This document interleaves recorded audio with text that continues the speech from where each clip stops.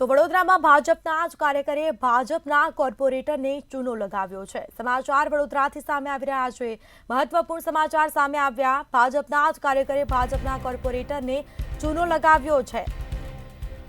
આ સાથે જમીનના અસલ માલિકની જગ્યાએ બોગસ માલિક ઊભું કરી અને વેચાણ કરાયું છે। ભાજપના કોર્પોરેટર પરાક્રમસિંહ જાડેજા સાથે ₹21 લાખની ઠગાઈ થઈ। ભાજપ કાર્યકર દિલીપસિંહ ગોહિલે મળતિયાઓ સાથે મળી અને આ ખેલ પાડ્યો।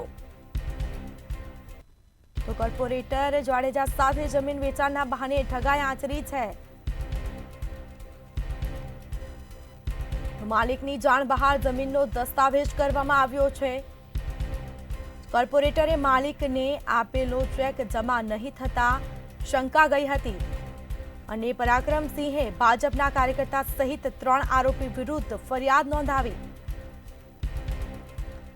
દિલીપસિંહ, કમલેશ અને જામાજી વિરુદ્ધ પોલીસ ફરિયાદ થઈ છે। પોલીસે 3 આરોપી પૈકી જામાજીની ધરપકડ કરી છે।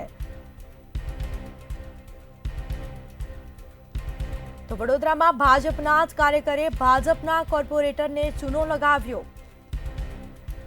તો જમીનના અસલ માલિકની જગ્યાએ બોગસ માલિક ઊભો કરી અને વેચાણ કરાયું છે। ભાજપના કોર્પોરેટર પરાક્રમસિંહ જાડેજા સાથે ₹21 લાખની ઠગાઈ થઈ છે।